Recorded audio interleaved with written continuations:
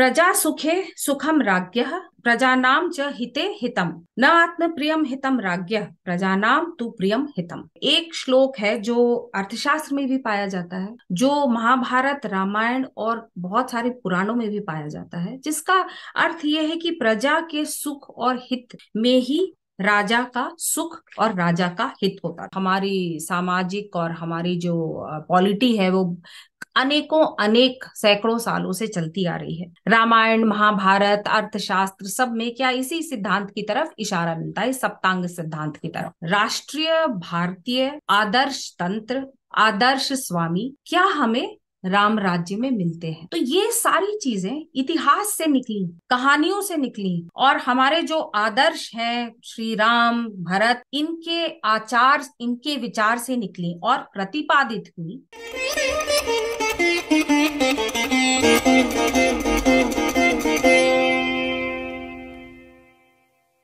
नमस्ते। संगम टॉक्स की तरफ से मैं रुचि श्रीमाली आप सभी का आज की वार्ता में स्वागत करती हूँ। आज की हमारी वक्ता हैं सुमेधा वर्मा ओझा जी। आप पूर्व राजस्व सेवा अधिकारी, इतिहासकार, लेखिका एवं वेब श्रृंखला निर्माता हैं। इतिहास की संपूर्ण भारतीय इंडिक समझ, पुरातत्व अवशेष, अभिलेख, मुद्रा शास्त्र आपकी मुख्य कर्म भूमि है। संस्कृत, प्राकृत साहित्य, मौर्य काल एवं अतीत की नारी शक्ति आपकी विशेषता है। आप पूर्व में भी संगम टॉक्स के साथ अनेक बार जुड़ चुकी हैं। आज की हमारी वार्ता का विषय है भारत में राम राज्य। भारतीय राजनीति शास्त्र में शास्त्र की परंपरा में राम राज्य एक आदर्श शासन प्रणाली है, जिसका उल्लेख रामायण ही नहीं अपितु इतिहास की अनेक पुस्तकों, पुराण, स्मृति लेखों में भी पाया जाता है। क्या यह एक हिंदू प्रधान जातिवादी प्रणाली है जिसमें जो हिंदू नहीं है वे दूसरे स्तर के नागरिक हैं? नहीं, ये एक सुशासन का तंत्र है जिसके केंद्र में जन कल्याण और धर्म है। आइए सुमेधा जी से इसके बारे में विस्तार से जानते हैं।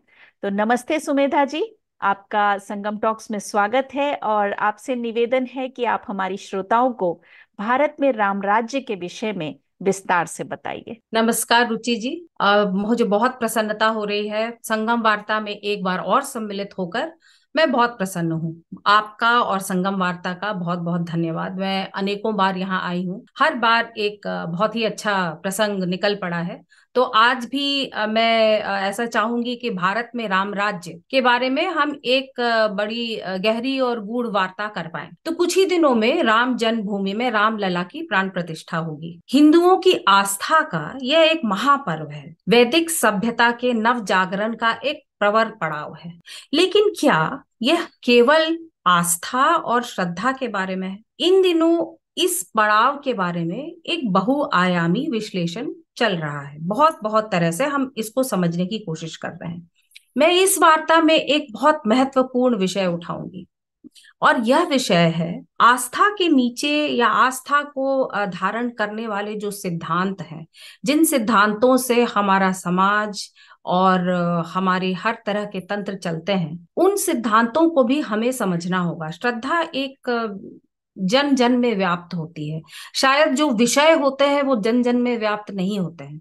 वो विषय, जैसे कि आज का मेरा विषय है राजनीति शास्त्र, पॉलिटिकल साइंस, इसके चिरंतन जड़ भारत में बहुत गहरे हैं। हम इनको समझेंगे और फिर ये भी समझेंगे कि राम कथा में, रामायण में, श्री राम के जीवन में इन्हीं जड़ों से अंकुरित शाखाएं, फूल और पत्ते हमें कहाँ कहाँ दिखते हैं। क्या हम श्री राम की जीवन यात्रा से, अनेक राम कथाओं से क्या हम कुछ समझ सकते हैं राजनीति के बारे में, सुशासन के बारे में?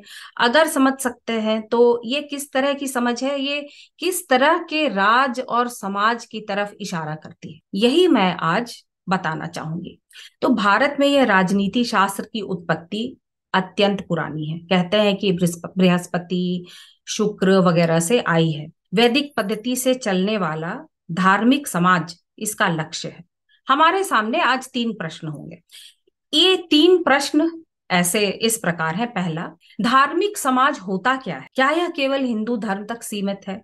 क्या यह सिर्फ सनातनियों के लिए है? इसके सिद्धांत क्या है इस धार्मिक समाज के? दूसरा, अगर धार्मिक समाज है और हम इसकी कुछ समझ पर पहुंच पाते हैं कि ये सुशासन के लिए है और सबके लिए है, तो इसको स्थापित करने के लिए क्या तंत्र और क्या सिद्धांत है? क्या यह सिद्धांत भारतीय राजनीति शास्त्र के जड़ है? क्या यह सिद्धांत वही है सप्तांग राष्ट्र के सिद्धांत, जिसके अनुसार हमारी सामाजिक और हमारी जो पॉलिटी है वो अनेकों अनेक सैकड़ों सालों से चलती आ रही है? रामायण, महाभारत, अर्थशास्त्र सब में क्या इसी सिद्धांत की तरफ इशारा मिलता है, सप्तांग सिद्धांत की तरफ? तीसरा सवाल, धार्मिक समाज की संस्थापना क्या राम कथाओं में मिलती है? अगर धार्मिक समाज हमारा एक लक्ष्य है, सप्तांग राष्ट्र की जो कल्पना है वो इसी धार्मिक समाज को का संस्थापन करती है, तो इनका क्या संबंध है श्री राम के साथ, राम कथा के साथ और अयोध्या नगरी के साथ? अयोध्या की जो सारी कथाएं हम सुनते आ रहे हैं उनके साथ इसका क्या संबंध है? तो यही तीन जो है सवाल, इन्हीं सवालों पर आज मैं थोड़ा गहरा चिंतन करूंगी। और श्रोताओं से निवेदन है कि ये एक बहुत ही हल्का विषय नहीं, ये थोड़ा सा गहरा विषय है और इसमें कुछ तो कहानियां आएंगी, लेकिन शायद ये बात सही है कि कहानियों से ज्यादा हम सिद्धांतों पर बात करेंगे और सिद्धांतों के बारे में जानेंगे। तो पहला प्रश्न, धार्मिक समाज आखिर है क्या? क्या यह सनातन धर्म के अनुयायी जो हैं उनके लिए ही है? क्या यही इसमें आदरणीय स्थान पा सकते हैं? मुसलमान, सिख, ईसाई, पारसी और भी अनेक धर्मों का पालन करने वाले क्या इसमें दूसरे दर्जे के नागरिक हैं? तो इसके लिए हमें जानना होगा कि धर्म का मतलब क्या होता है, धर्म आखिर होता क्या है? धर्म तो आता है ध्री के जड़ से, संस्कृत में ध्री का अर्थ है धारण करना। धर्म सृष्टि का आधार है, सृष्टि का पोषण करता है।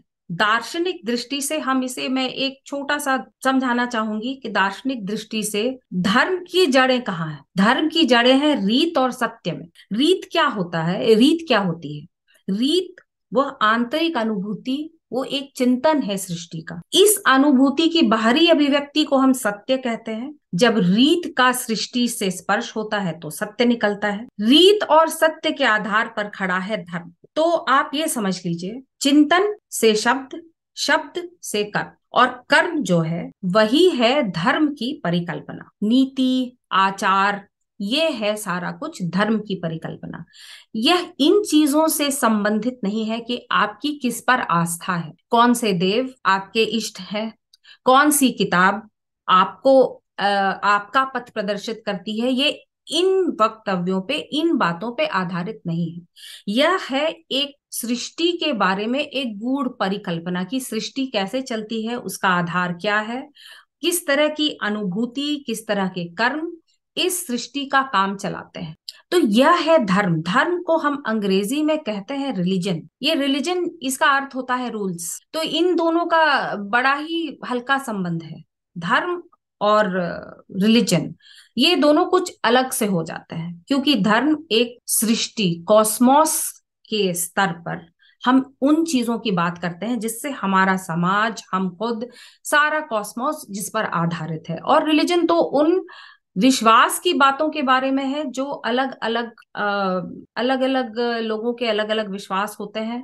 और ये सारे विश्वास जो हमारे धर्म की परिकल्पना है, ये सारे विश्वास उसमें निहित है। आपके विश्वास से धर्म को कभी आंच नहीं आ सकती है, वो कभी आड़े नहीं आ सकता, क्योंकि धर्म किस चीजों पर, किन चीजों पर, अब हम ये समझना चाहेंगे कि धर्म होता क्या है। जब हम आप सोचते हैं या कुछ करते हैं तो धर्म होता क्या है? धर्म के 5 प्रकार हैं। ये धर्म के 5 प्रकार, धर्म के प्रकार और धर्म की परिकल्पना और इसके बारे में हमारे इतिहास, पुराण, वेद, वेदांग सब में बहुत कुछ है। मैं आपको कुछ कुछ पढ़कर सुनाऊंगी अभी। लेकिन ऐसा कह सकते हैं हम कि धर्म 5 प्रकार के होते हैं: राजधर्म, आपात धर्म, मोक्ष धर्म, विशेष धर्म और सामान्य धर्म। इनमें जिनका महत्व कम है उनके बारे में मैं पहले बता देती हूँ। महत्व हमारे इस वार्ता के लिए, मैं सारे जीवन या जीवन पद्धति की बात नहीं कर रही हूँ। आज की वार्ता के लिए आपात धर्म, मोक्ष धर्म और विशेष धर्म, ये हमारे लिए आज की वार्ता के लिए महत्व बहुत ज्यादा नहीं रखते हैं। आपात धर्म आपातकालीन स्थिति में है, जब बहुत सारे जो हमारे रूल्स हैं उनको हम फिर छोड़ देते हैं क्योंकि ये आपातकालीन स्थिति है। मोक्ष, मोक्ष धर्म, मोक्ष एक निजी यात्रा है और उसको मोक्ष पाने के लिए हम क्या करते हैं, वो हमारा एक व्यक्तिगत धर्म है, वो हमारी एक व्यक्तिगत बात है। विशेष धर्म हमारी सामाजिक स्थिति पर निर्धारित है। मैं एक लेखिका हूँ, मैं एक माँ हूँ, मैं एक पत्नी हूँ। इन तरह की जो हमारी विशिष्ट सामाजिक स्थितियां होती हैं उन पर ये विशिष्ट धर्म है। तो बच जाते हैं राजधर्म और सामान्य धर्म। राजधर्म और सामान्य धर्म पर ही जो हमारे आधार हैं नीति शास्त्र के, वो इन्हीं दोनों के ऊपर केंद्रित है। इस विवेचन के लिए राजधर्म और सामान्य धर्म एकदम केंद्र पे है। तो सबसे पहले सामान्य धर्म, हम सामान्य धर्म को समझेंगे। क्या होता है सामान्य धर्म? सामान्य धर्म वो है जो हर व्यक्ति को हर देश हर काल में इसका अनुसरण करना पड़ता है। वो चाहे किसी भी रिलीजन, मैं धर्म नहीं बोलूंगी, किसी भी रिलीजन का अनुयायी हो, सामान्य धर्म इन सारे रिलीजन्स के लिए ये एक एप्लीकेबल होता है। ये सभी लोगों को अनुसरण करना पड़ता है। हमारे लिए, हमारे वैदिक धर्म में, हमारे वैदिक संहिता, इतिहास, पुराण, धर्मशास्त्र वगैरह, इन सब में इसका बहुत वर्णन है। बहुत गूढ़ता के साथ, बहुत ही ज्यादा सोच के साथ इसका बहुत वर्णन है। सत्य, दया, धीरज, दान, विश्व प्रेम, शांति, अहिंसा, अघृणा, ये सारी चीजें इसमें निहित है। आप योग ही देख लीजिए, योग के यम, नियम, प्रत्याहार, धारण, ध्यान, आप इनको भी इसी श्रृंखला में समझ सकते हैं। अब मैं आपके सामने, श्रोताओं के सामने कुछ श्लोक प्रस्तुत करूंगी, जिन श्लोकों से हमें ये जो सामान्य धर्म है उसके बारे में थोड़ा और अच्छा ज्ञान मिल जाएगा। जैसे आप पहला देख लीजिए, समाज में हर जन को दूसरों का रक्षण करना होता है। तो ये मैं तैत्तिरीय संहिता से बता रही हूँ। पुमान पुमंसम परिपटु विश्वतः। दूसरा एक और बताऊंगी, शांति, रीति और धर्म का पथ, इस पथ पर सबको चलना होता है, ये भी तैत्तिरीय संहिता से है। शांते रीतस्य पाथ प्रेता। फिर मैं बताऊंगी एकजुटता, एकता, समता, सामंजस्य, ये जो इक्वालिटी की बातें होती है ना, सामाजिक सामंजस्य, इक्वालिटी इन सोसाइटी, इसके बारे में मैं आपको बताऊंगी। ये अथर्व संहिता से है। समंच्य सव्रता भूत्वा वाचम वदत भद्रया प्रियम सर्वस्य पश्यता। सबको प्यार से देखो। तो इन चीजों से आपको, ये मैं आपको 2-4 श्लोक श्रोताओं को इसलिए सुना रही हूँ क्योंकि मैं ये बताना चाहती हूँ कि सभी संहिताओं में, इतिहास में, पुराण में ऐसी बहुत सारी जो अवधारणाएं हैं वो हमें बहुत मिलती हैं हर जगह। और अगर मैं चाहूं कि इनका एक आपको एक मैं 9 जो धर्म के अंग हैं जो याज्ञवल्क्य की स्मृति में है, वो जो सामान्य धर्म के अंग हैं, शायद ये इस पूरे विषय को समझने के लिए, एक संक्षिप्त ढंग से समझने के लिए, शायद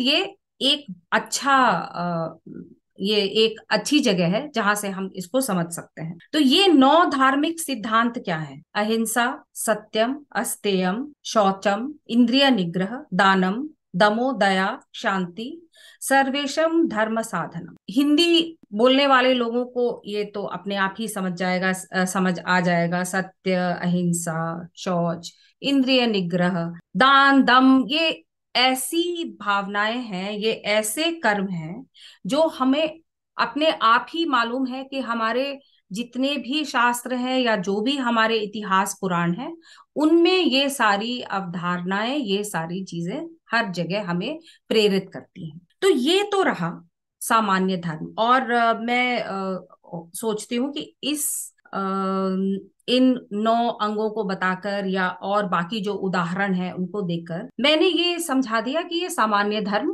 कैसे हर जन को, चाहे वो जो भी उसके इष्ट देवता हो, ये हर जन के लिए ये जो सामान्य धर्म है, ये एक पथ है जो सभी फॉलो करते हैं। तो ये तो हो गया सामान्य धर्म। अब जो अंत में मैं जिसको ले रही हूँ वो है प्रथम, यानी कि राजधर्म। तो बात ऐसी है कि इन सिद्धांतों को अगर हम सब अंगीकार करें और हम सब आदर्श पुरुष और नारी हो जाएं, तो फिर तो धार्मिक समाज व राष्ट्र का निर्माण करना अत्यंत सरल है। क्योंकि हर जो इंसान है वो एक आदर्श से चलता है, तो कोई कठिनाई, कोई कष्ट समाज में आने का सवाल ही नहीं उठता है। लेकिन मैं और आप जानते हैं रुचि जी कि समाज के सभी लोग आदर्श नहीं होते हैं। अपकार, अन्याय, अनीति, अकृत्य अर्थात अधर्म सामाजिक प्रकृति है। तो इसका नियंत्रण कैसे हो, इसके नियंत्रण के लिए आवश्यक है राजधर्म। तो ये फिर हम आ जाते हैं प्रश्न नंबर 2 पर।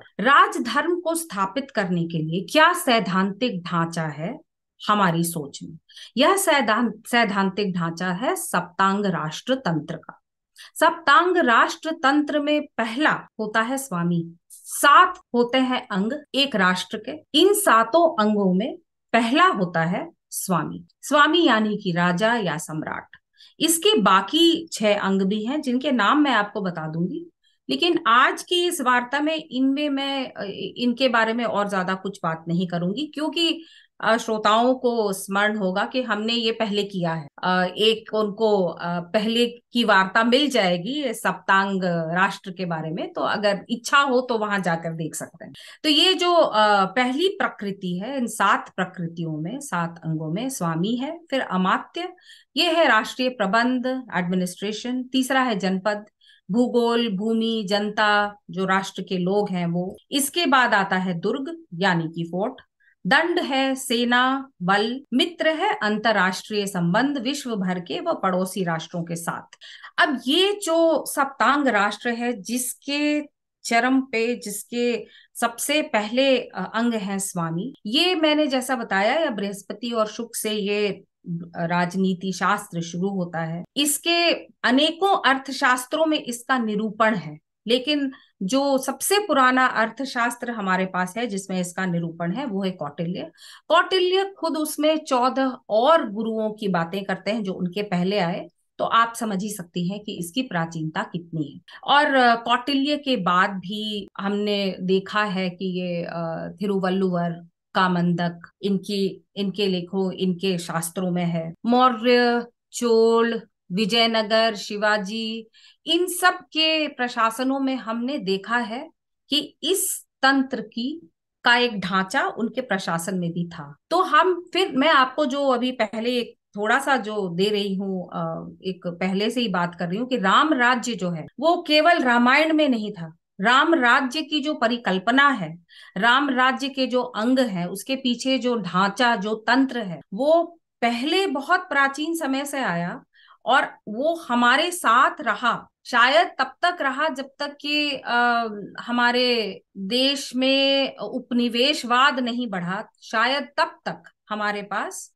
यह तंत्र था, और शायद इसके बाद भी जो हमारे राजघराने थे, जो 19वीं, 18वीं और 20वीं सदी में राजा थे, वो भी इस तंत्र का अनुसरण करते थे। तो मैं ये भी बताना चाहूंगी कि शास्त्र, इतिहास, पुराण में इसके निरूपण पाए जाते हैं, लेकिन एक जो बिल्कुल फॉर्मल शास्त्र है, जो बिल्कुल एक एक सिद्धांत को बहुत अच्छे से निरूपण किया गया है, ये तो अर्थशास्त्र में ही है। इसलिए मैं अभी आपको जो राजधर्म के बारे में बताऊंगी वो कुछ कुछ मैं आपको बताऊंगी अर्थशास्त्र से, और बाद में उसका संबंध क्या है रामायण के साथ, अलग अलग राम कथाओं के साथ उसका संबंध का क्या है, और कौन सा हम पाते हैं वो ही सारी अवधारणाएं हम कहाँ कहाँ रामायण में पाते हैं, वो मैं आपको इसके बाद बताऊंगी। तो हम सामान्य धर्म और राजधर्म की बात कर रहे हैं। सामान्य धर्म को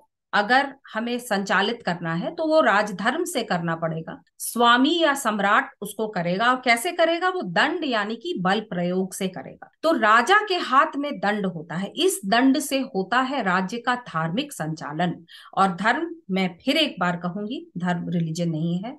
धर्म को अंग्रेजी में कोई समझना चाहे तो उसको एथिक्स कह सकते हैं आप, या एक जो मैंने रीति और सत्य के बारे में कहा था वो भी याद रखना बहुत ज्यादा यहाँ पर महत्वपूर्ण है। तो एक हमारे यहाँ की ये राजनीति शास्त्र का बीज है कि ये सारी चीजों की शुरुआत कैसे हुई, प्रारंभ कैसे हुआ। प्रारंभ हुआ क्योंकि मत्स्य न्याय से लोग अभिभूत थे, परेशान थे। जो बड़ी मछली है वो छोटी मछली को खा जाती थी, यानी कि जो बलवान थे वो निर्बल का शोषण करते थे। इसलिए समाज में ये सोचा गया कि एक को राजा बना दो जो इस मत्स्य न्याय से सारे समाज को बिल्कुल अलग रखेगा, और निर्बल से निर्बल, अबल से अबल की भी रक्षा की जाएगी।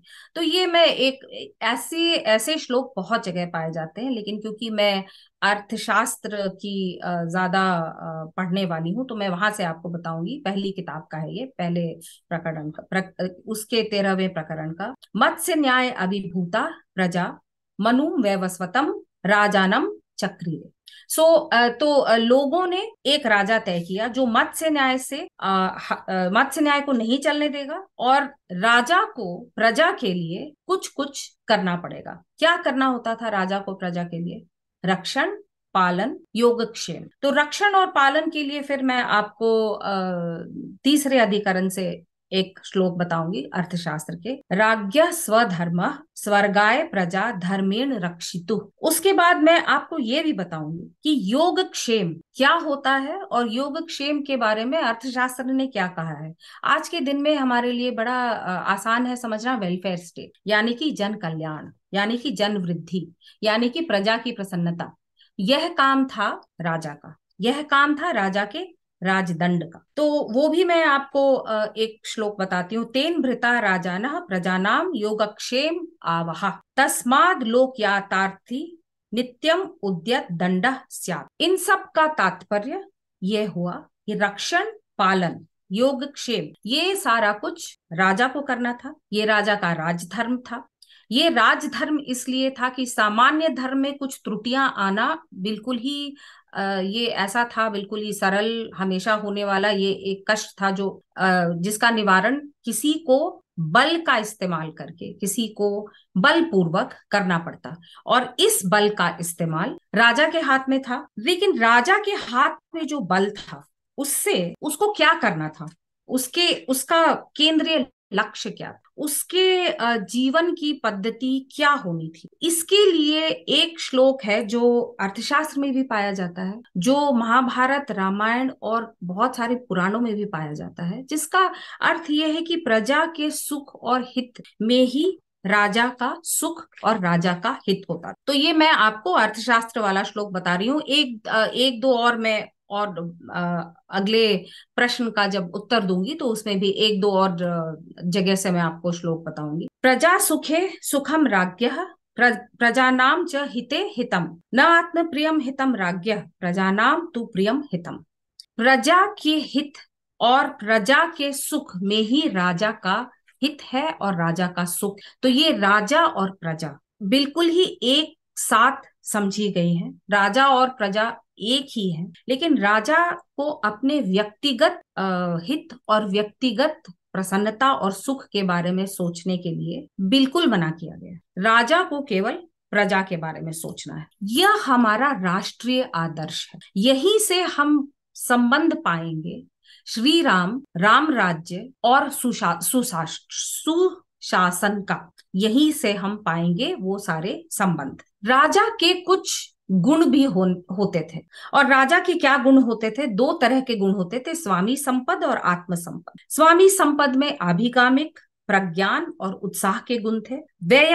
उत्तम वैयक्तिक गुणों में, आत्म संपद गुणों में वाक्पटुता, महान व्यक्तित्व, प्रभावशाली, ये सारे बहुत सारे गुण राजा के होने होते। तो मैं ये भी आपको प्रदर्शित करूंगी कि श्री राम के पूरे जो जिस तरह से हम श्री राम को समझते हैं, उनका जो व्यक्तित्व है, उसमें ये सारे गुण जो एक आदर्श राजा के होने थे वो श्री राम में पाए जाते हैं। तो श्री राम में व्यक्तिगत गुण, राम राज्य में समाज का वो हित और समाज के वो समाज का कल्याण, समाज की वृद्धि, ये सारी चीजें ही राम राज्य के नाम से जानी जाती है। मुझे लगता है कि इससे एक बात तो हो गई होगी काफी स्पष्ट कि राम राज्य का रिलीजन, जिसको अंग्रेजी में कहना चाहेंगे कि हिंदुइज्म के रिलीजन से राम राज्य का ऐसा कोई संबंध नहीं है जो कि बिल्कुल एक्सक्लूसिव है। राम राज्य के जो नागरिक है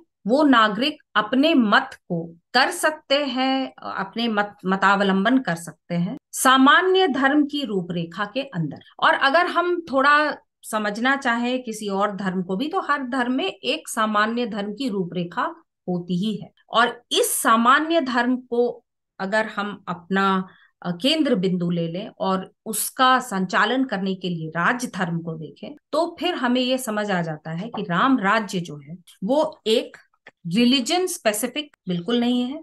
वो केवल नीति, सुशासन, जन कल्याण और जन वृद्धि से ही संबंध रखता है। तो अब हम पहुंच गए तीसरे सवाल पर, और ये तीसरा सवाल जो था वो राष्ट्रीय भारतीय आदर्श तंत्र, आदर्श स्वामी क्या हमें राम राज्य में मिलते हैं। तो ये फिर एक ऐसा सवाल हो जाता है जिसके लिए हमको जाना पड़ेगा राम कथाओं में, हमको जाना पड़ेगा पौराणिक कथाओं में, और हमको समझना पड़ेगा कि इन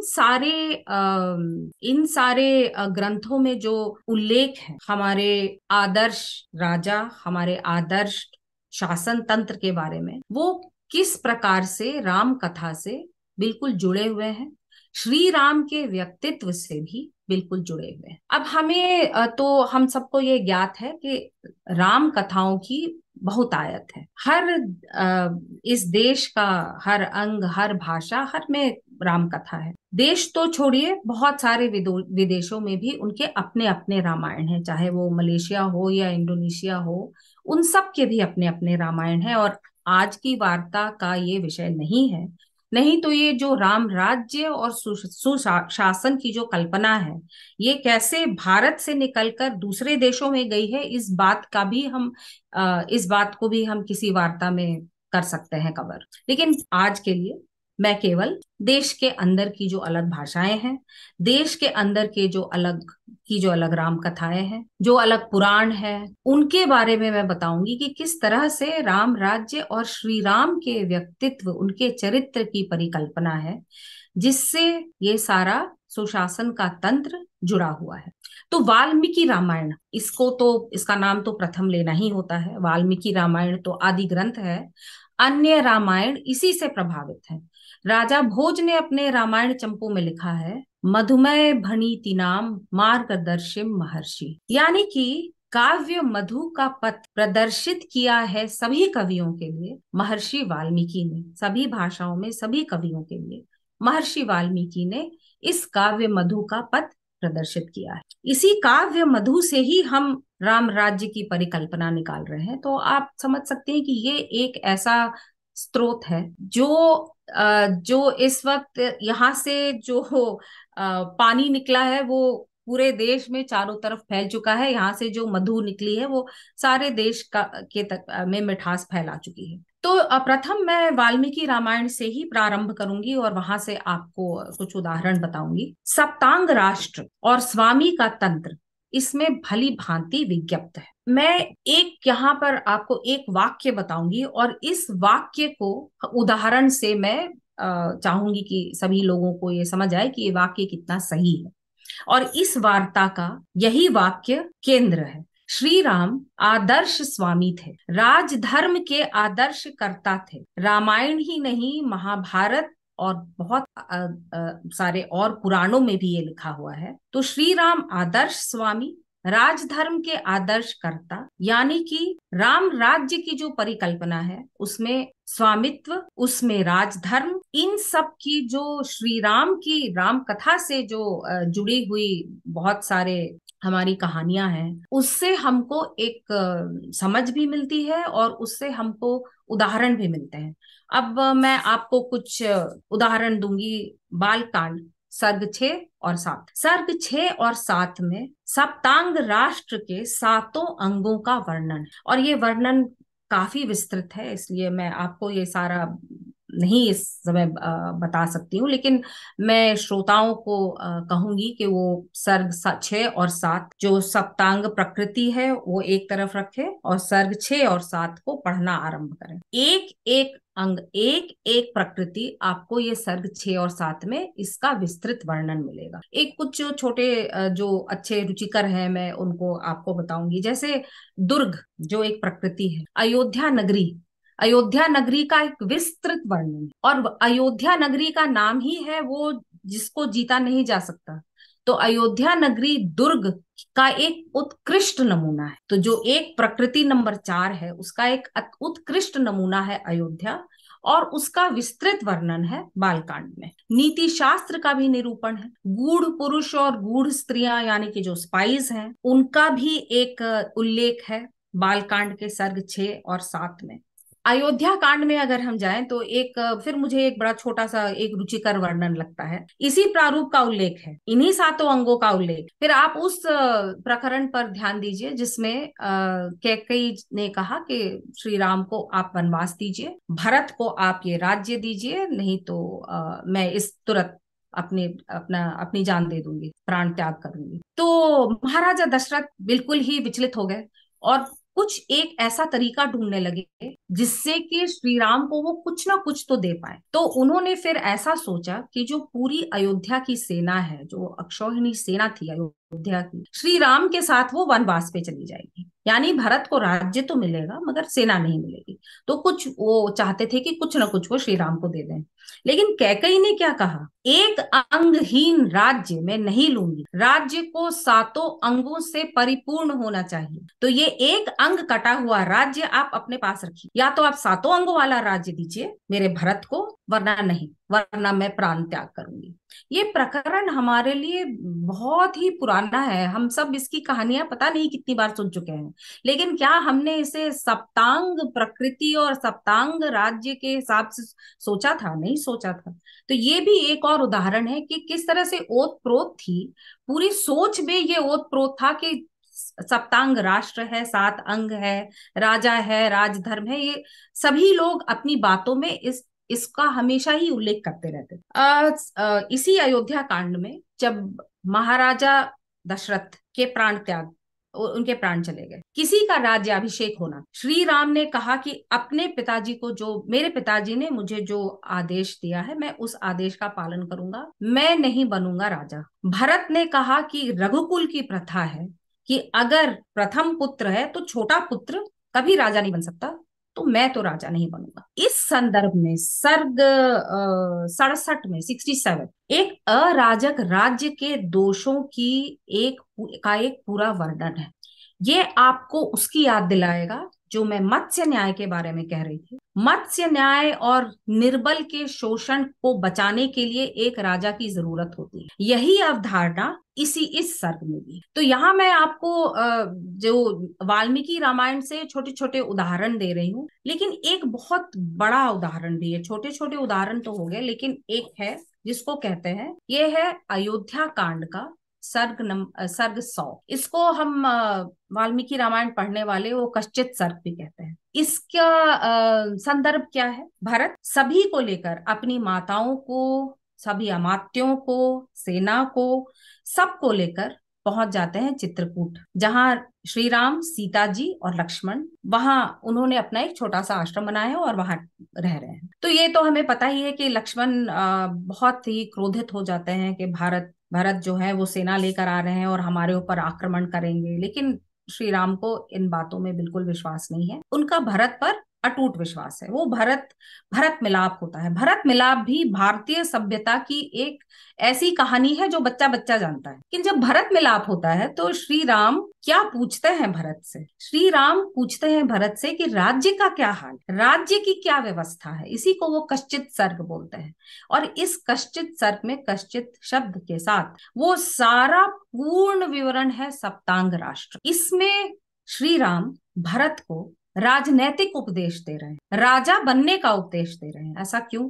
क्योंकि वो चाहते हैं कि भरत बन जाए राजा। उन्होंने तो त्याग कर दिया है, वो तो नहीं तैयार है राजा बनने के लिए, वो चाहते हैं कि भरत बन जाए राजा। तो उनको वो राजनैतिक राजधर्म का उपदेश दे रहे हैं। इस राजधर्म में क्या है, क्या उपदेश है? ये सर्ग 100 में सभी प्रकृतियों का मर्यादित रूप इसमें वर्णित है। अनेक आवश्यक गुण, वो सारे उनके जो आवश्यक गुण हैं इन प्रकृतियों के, सभी का वर्णन है। राजधर्म का वर्णन है। प्रजा के लिए राजा के कर्म बिंदु बिंदु पर वही है जो हमने ऊपर पोषण, पालन पोषण, योगक्षेम, राजा का व्यक्तिगत कर्तव्य, उसकी दिनचर्या, यह बिंदु बिंदु पर वही है जो हमने देखा अर्थशास्त्र से, जो मैंने आपको बताया। और मैं भी आपको और बताऊंगी कि ये महाभारत में भी राम उपाख्यान में भी आता है, और भी कुछ कुछ पर्व में आता है। तो ये सारी चीजें इतिहास से निकली, कहानियों से निकली, और हमारे जो आदर्श हैं श्री राम भरत, इनके आचार, इनके विचार से निकली और प्रतिपादित हुई, शास्त्र के रूप में प्रतिपादित हुई, एक तंत्र, एक ढांचे के रूप में, जिससे हमारे पास एक आदर्श साम्राज्य हो, एक आदर्श राष्ट्र हो, जन कल्याण हो, सुशासन हो। अब राम कथा तो रामायण में तो पाई ही जाती है, सभी रामायणों में पाई जाती है। और हर राम कथा में, वो या कंब रामायण हो या तुलसी रामचरितमानस हो या कोई भी रामायण हो, श्री राम के राज्याभिषेक के बाद जो राज्य का वर्णन है, जो राम राज्य जिसको हम कहते हैं, जिसका वर्णन है, उसमें आपको यही सारे बिंदु दिखाई देंगे जो इस राजनीति शास्त्र के आदर्श राजा, आदर्श राज्य यानी कि राम राज्य, उनके जो बिंदु अभी मैंने आपको एक एक कर बताए हैं, वही आप इन सब में पाएंगे। अब आप ये अगर हम सोचें कि ठीक है, रामायण में राम राज्य का वर्णन था, तो रामायण की कहानी हुई, खत्म हो गई, उसके बाद समय चक्र चलता गया। समय चक्र चलते चलते घूमते घूमते महाभारत काल तक भी पहुंच गया। महाभारत काल में हमने विकट युद्ध देखा, हमने कुरुक्षेत्र देखा, उसके बाद युधिष्ठिर राजा बने।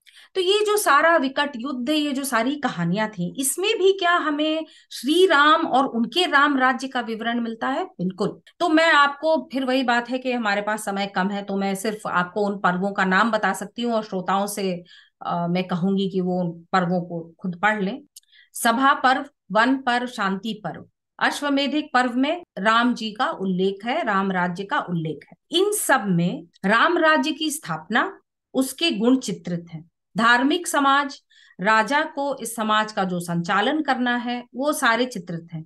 वन पर्व में जो राम उपाख्यान है, उसमें इनका विस्तृत वर्णन मिलता है। तो राम कथा और राम राज्य पूरे भारत की सार्वभौम कल्पना और अवधारणा है। ये ऐसा नहीं है कि ये केवल उत्तर भारत में है, क्योंकि अगर हम दक्षिण भारत के कुराल को देखें, फिर वही मैं कहूंगी, एक एक बिंदु और एक एक आदर्श, ये जो सप्तांग राष्ट्र की परिकल्पना है, जो लक्ष्य है एक समाज के, जो कौटिल्य कहते हैं, जो महाभारत और रामायण में है, वही है थिरुवल्लुवर ने वही लिखा है कुराल में भी। मैंने आपको महाभारत के बारे में बताया। इसके बाद अगर हम हरिवंश पर जाएं, जो कि महाभारत की खिला है, हरिवंश में भी राम राज्य और श्री राम का विवरण है। पुराणों में भी मैं कुछ पुराणों का नाम लूंगी। इन पुराणों में विष्णु पुराण, भागवत पुराण, और भागवत पुराण का मैं एक छोटा सा अंश बताऊंगी, जिसमें श्री राम को का वर्णन किया गया। श्री राम सर्वभूत सुखावह थे, सर्वभूत सुखावह, सभी लोगों के सुख और हित के बारे में श्री राम सोचा करते। तो अगर हम इसको फिर वहीं पहुंच जाए, वो जो हम पुराना श्लोक हम अर्थशास्त्र से देख रहे थे, जिसमें प्रजा का हित, प्रजा का सुख ही राजा का हित और राजा का सुख था, ये श्री राम सर्वभूत सुखावह में वही अवधारणा है। अगर हम बहुत ज्यादा मतलब डिटेल में पढ़ें इन सारे पुराणों को, इन महाभारत को, इसके सारे पर्वों को, तो कहीं कहीं तो हम पाएंगे कि कुछ कुछ श्लोक वाल्मीकि रामायण से बिल्कुल उठा कर डाले हुए हैं। और इनको भी हमारे कुछ है विद्वान, जैसे एक श्री वी राघवन थे, उन्होंने इस पर बहुत विस्तृत चर्चा की है। तो उन्होंने हमें सब बताया है कि इस विषय पर जो श्लोक वाल्मीकि रामायण में भी पाए जाते हैं, महाभारत में भी पाए जाते हैं, कुछ पुराणों में भी पाए जाते हैं, वो कौन कौन से श्लोक हैं, और उनमें यही सारी अवधारणाएं हैं जो मैं आपसे अभी पिछले आधे घंटे से 40 मिनट से जो मैं बता रही हूँ। तो विष्णु पुराण, भागवत पुराण, वायु पुराण, अग्नि पुराण, इन सब में वही सारी अवधारणाएं हैं, वही सारी बातें हैं, जिसके आधार पर हम ये कह सकते हैं कि राम राज्य और श्री राम भारत के आदर्श राज, भारत के आदर्श समाज का एक चित्रण है, और उनके बारे में क्या सोच है, ये इन सारे बातों से, इस सारे विवरण से हमें पता लगता है। इतिहास पुराण में जो आदर्श राजा थे, इन राजाओं में 16 राजाओं का, 16 आदर्श राजाओं का उल्लेख है। इनकी राज्य पद्धति को ही हम जो नाम देते हैं उसका नाम है राम राज्य। इन 16 राजाओं में श्री राम भी एक थे, लेकिन इन 16 राजाओं में और अलग भी थे। मनु को इनमें से एक राजा माना जाता है, और ऐसा बहुत सारे विद्वानों का सोचना है कि ये इस भारत देश की एक पुरानी स्मृति है कि कौन से वो लोग थे जिसने इस देश में सुशासन और एक अच्छा राजतंत्र चलाया था, उन 16 राजाओं के नाम। और ये नाम हमें बहुत सारे पुराणों में विस्तृत रूप से इनके नाम मिलते हैं। और फिर वही बात कि वो एक बहुत ही लंबा श्लोक है, इसलिए मैं अभी उसको अभी नहीं बोलूंगी, लेकिन आपको ये श्लोक मिल जाएगा। रुचिकर बात ये भी है कि जब युधिष्ठिर का राज्याभिषेक हुआ तो युधिष्ठिर को भी यही सीख दी गई कि वो राम राज्य को वापस स्थापित करे। तो बहुत ज्यादा बर्बादी उस वक्त, तो भारत देश में चारों तरफ कष्ट ही कष्ट थे और राम राज्य का नामो निशान नहीं था। तो युधिष्ठिर को भी यही सीख दी गई कि वो भी राम राज्य को स्थापित करें। तो कहने का मतलब क्या है? कहने का मतलब यही है कि राम राज्य ना ही एक बहुत ही व्यक्तिगत विषय है, ना ही सिर्फ हिंदू धर्म से जुड़ा हुआ विषय है। ये एक परिकल्पना है जो कि सभी लोगों के लिए एक आदर्श है।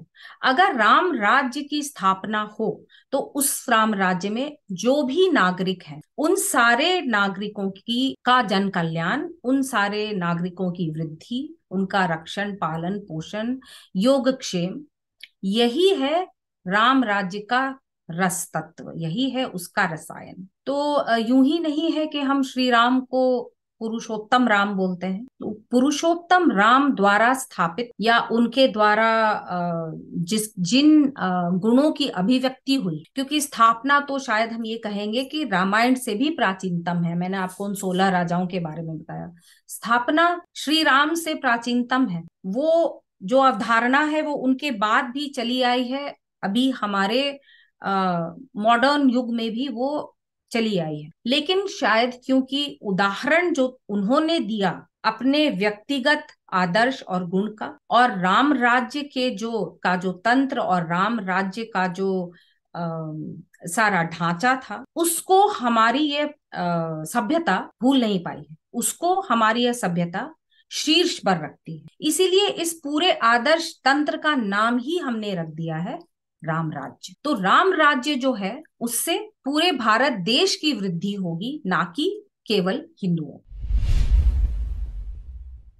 सुमेधा जी, इसी तरीके से राम राज्य के बारे में जो आपने बताया, एक जगह मैंने पढ़ा था, वो मुझे बहुत अच्छा लगा था, तो मैं शेयर करना चाहूंगी। जो आपने कहा कि राम राज्य व्यक्तिगत नहीं है, सिर्फ प्रभु श्री राम से संबंधित नहीं है कि वो Ram as a king, as a raja, जैसे राम ने जब वो लंका गए थे और रावण का वध किया, उसके बाद उन्होंने राज्य अपने हाथ में नहीं लिया, उन्होंने राज्य विभीषण को सौंप दिया। और उस समय जब लक्ष्मण ने कहा कि भैया ये जगह कितनी सुंदर है और कितनी समृद्ध है, हम यहीं क्यों ना रह जाएं, तो वो श्लोक बड़ा प्रसिद्ध है, अपि स्वर्णमयी लंका न मे लक्ष्मण रोचते।